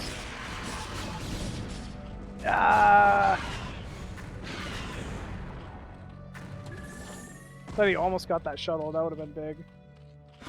Oh, he shouldn't be going in here. Man. He should just dive on that shuttle. He would have killed the Reaver. Oh well. Okay, nice shots from the Goliaths with range. Okay, wow, big, okay. That's a pickup. Still though, Hawk is on such short supply of minerals. Still only 16 workers. Everyone else in the game is at least double. But I mean, he's surviving. He's doing what he's got to do. And there we go, big round of drones. The Jirah is really the one that can't get caught out here. He's seen so many Wraith, like he knows he's mostly Wraith is Wolfix. Wolfix has his own natural though. Starting to secure more and more factories, so he's kind of trading off that early air tech. Bonth's still making Reaver, still making Shuttle, taking 12 o'clock. Oh, I like the turrets paired with the Nexus there to defend versus B there. That's really nice.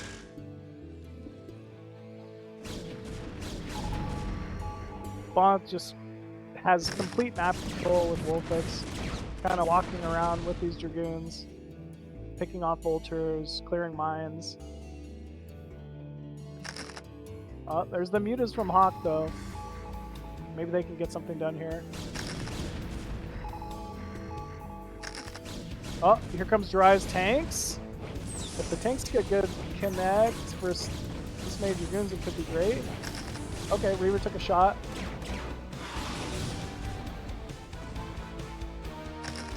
They really seem like they want to go finish Hawk off. So. Nice pickup from Hawk, picking out the tank there.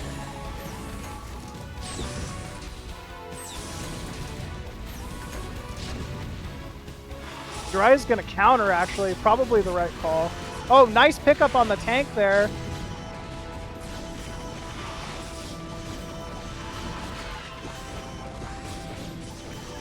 Wow, those 2 tanks just did maximum damage. I mean, that was the most they could have hoped for there. And at the same time, Jirah is just countering Bonth here. If they grab this Reaver for nothing, maybe this is it. Wow. Reaver does go down too. Oh, this is going to force some kind of a change here from these guys.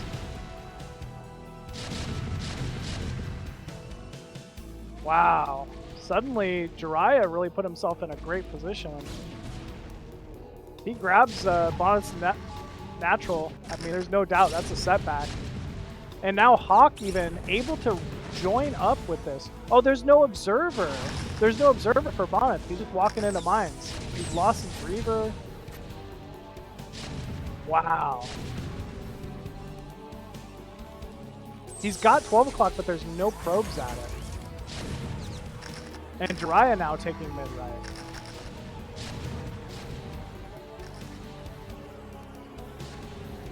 It looks like Wolfix still pumping more and more Valkyries though, so that should negate Hawk's mutas. If he continues on muta production, which is all he can really do, right?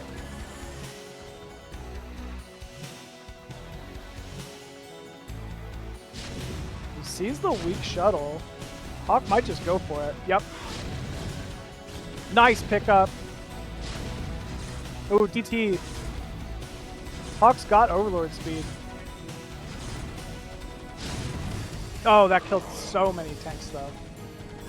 He needs to just leave that Overlord over those tanks. There we go. This is great. I mean, Bonth's completely locked in here. The Valkyries also just don't seem to be joining up to fight the mutas. I don't know why, though. But yeah, that many Valkyries need to just be wherever these mutas are.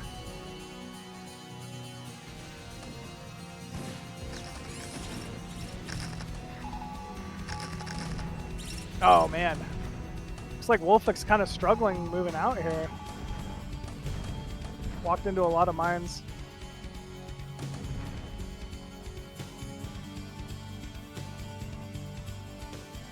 If Bonth can maybe group up with those Valkyries just to counter the 4 DT drop, that's so funny. Does Hawk see it? Does Hawk see it? He does.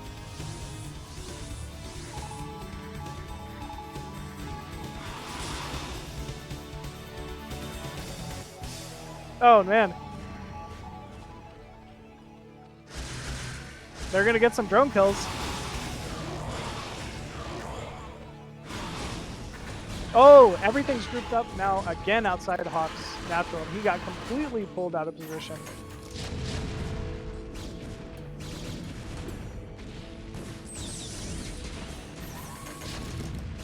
Here we go. Big Gorge surround. Nice job picking off quite a few of these Valkyries. More tanks and vultures walking in as well from Jirah, so that was really well done. Still, there's 3 Valkyries left here. Hawk trying to do his best to spread and stay on top of these Valkyries of Wolfix. It looks like he's done it. Oh, the DT lived in the main! Oh, that's so painful. No way! He got him with the DT. Hawk once again down to 13 drones. This is such a well game. I can't tell. Oh, man.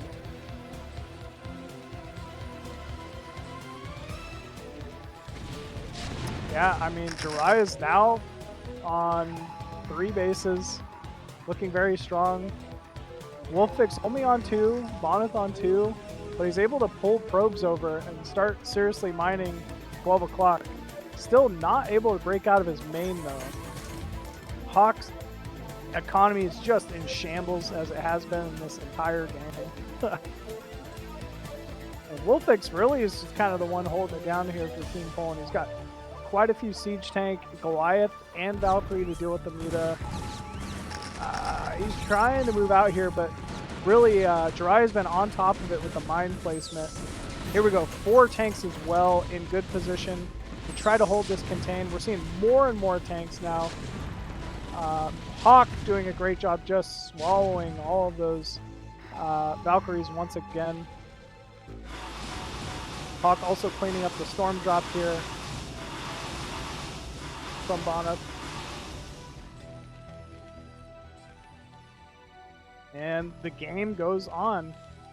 It feels like Team USA has a lead just because Bonth has been shut out of his natural. Oh, and here we go. Yep. Now that the Valkyries are gone, mutas are kind of have free reign to start jumping on the siege tank lines. Cleans up the last of the Goliaths, and now he's just starting to focus down tanks. They're just so expensive here. Upgrades have kicked in for air as well here, you can tell. And yeah, he's just going to start snowballing with all these Buta. Jirah also joining in with some vultures. Looks like he's going to opt to do some damage. 12 o'clock. Oh, but Bonth again, just being relentless. Just doing what he does. Just killing things with small groups of units.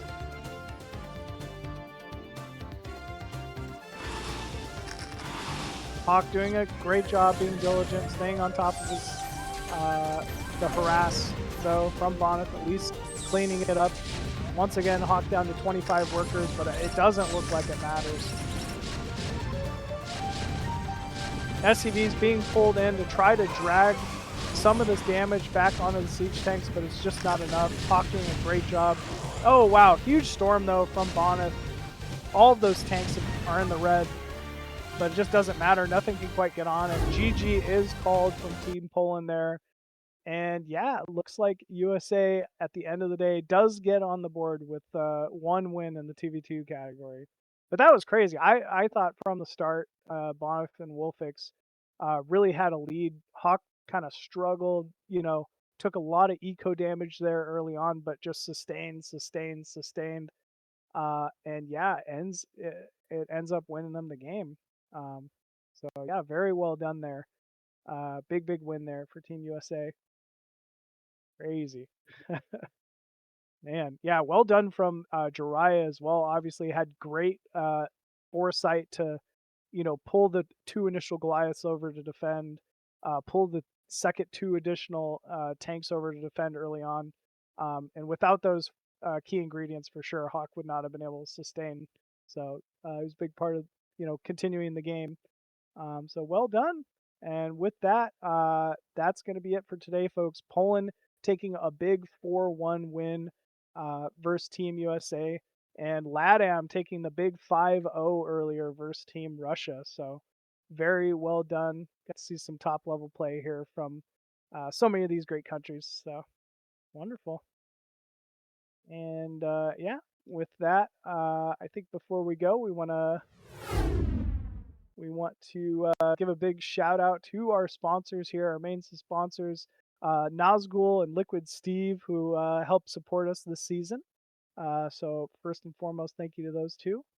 At the and then also for donations here, we've seen some massive donations already. $2,000 from CRVT, Jaziri with 500, Pancake Guys 300, LML 200. Just so many folks. So thank you once again. As well as our Patreon supporters here at the Wolf of Wall Street level, $200 a month. We have Andrew. Thank you very much for your contribution. At the general level, $100 a month, we have My Fleeting Dream, always a supporter. Thank you so much. At the $50 a month level, we got to see him play today. Almost took out Bonth. It's Striker. Thank you so much. At the $30 a month level, we have Tim and Tupacalypse. Thank you so much. And at the major level, we have Yu Jang, Madine Ho, who's commentating with me today, Steven Robertson, KJ Streaming Channel, Daniel Lopez, LML, Nicholas Schuler, and Scheming Gypsy. And thank you all so much for all of your supports, you know, big and small. Once again, if you want to grab these replays, I think you can donate at the captain level, $10 a month. You get access to each and every single one of these BSL replays. So yeah, consider it and support. But yeah, thank you all once again, folks. Before I take off, I want to give a big shout out to my co-commentator, Madinho, for holding down the fort with me today. Always fun chatting with him and picking his brain. Also to Big Papa Zero for getting it done today. Big win. And also putting on BSL and Nation Wars that we all love to watch. So thank you both. That's it for me today, folks. I'm Machine. Yeah, can't wait for some more Nation Wars and more BSL action now that the season started up again. So you guys will be hearing more from me here soon. Thanks for tuning in, y'all. Take it easy, and we'll see you next time.